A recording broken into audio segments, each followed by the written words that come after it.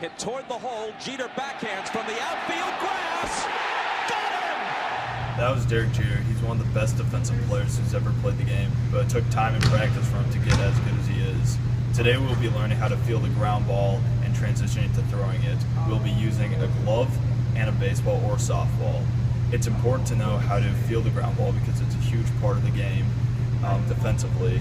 And it's also important because if you don't have the skills to field a ground ball, the game can be potentially dangerous to yourself.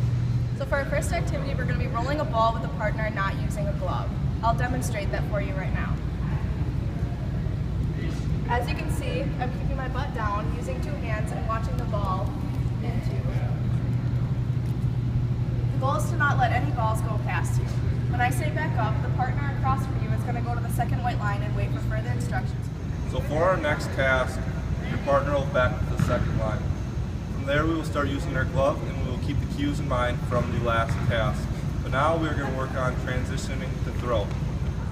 Alright, so keeping the cues from the last task, now I will demonstrate what you're supposed to do.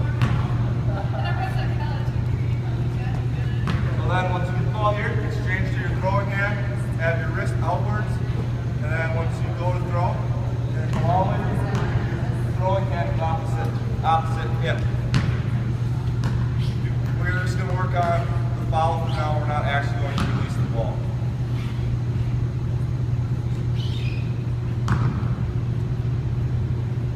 Now all of the students will move to the next white line for our next task.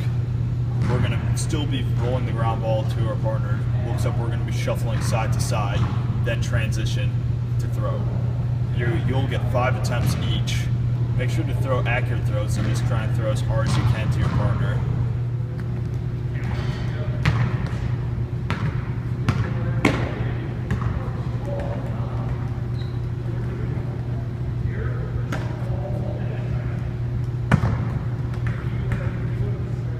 Alright, so now we're going to test ourselves. We're going to keep ourselves on the same lines. The partner on the wall side of the gym is going to have the ball. We're going to do the same activity as our last one, except we're going out of 10 now. So you want to make sure you have 8 out of 10 clean fields and accurate throws. Okay, we don't want to have more than 2 any missed balls or inaccurate throws. Alright class, so our throws are looking pretty good, but our fielding's been getting pretty sloppy. So I would like you to no longer be throwing. We're going to go back to kind of what we were originally doing. Still throw the ball hard, and we're just going to work on fielding again. Remember your cues, butt down, use 2 hands, and remember to watch the ball all the way into the glove. Alright, now JP is going to demonstrate for us. Alright, so we're going to roll the ball hard. Butt down, 2 hands, watch it all the way in. So today we really focused on fielding ground balls. Our first task we were given was to just roll a ball with a partner without a glove, and then the second one we included our gloves and we started to transition to throw without actually throwing, and the third one we started to throw. So what were some of the cues I gave you throughout this lesson? They were to keep your butt down, use 2 hands, and to watch the ball all the way into the glove. Good, so when we keep our butt down, it also allows us to keep our glove on the ground at all times. And when our glove is on the ground and we're watching the ball into our glove, it's really unlikely that we'll miss, and it makes us a lot more consistent when we use the transition to throw in actual game situations. Alright, so now that we've gone over our cues, what are some safety issues we might have when fielding? Safety. Well, if you don't know how to field a ground ball, you could get hit in the face or get hit and it would hurt.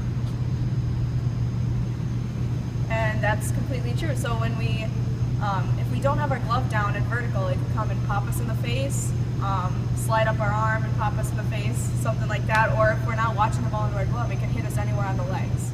All right, so why do you think it's important to test ourselves and our fielding skills? Because it's so we know how good we did. That's true, and we also want to see how consistent we are and how much more practice we might need if we want to play the game in the future. So with that, we will also be working on more fielding next class, but we'll also be tying in fielding pop flies and the safety concerns of that. Yeah. Because they had us do that all the time in practice, just to make sure our arms were right. Yeah. So. Alright. I'm gonna screw this up so bad. I'm gonna wait till these people watch.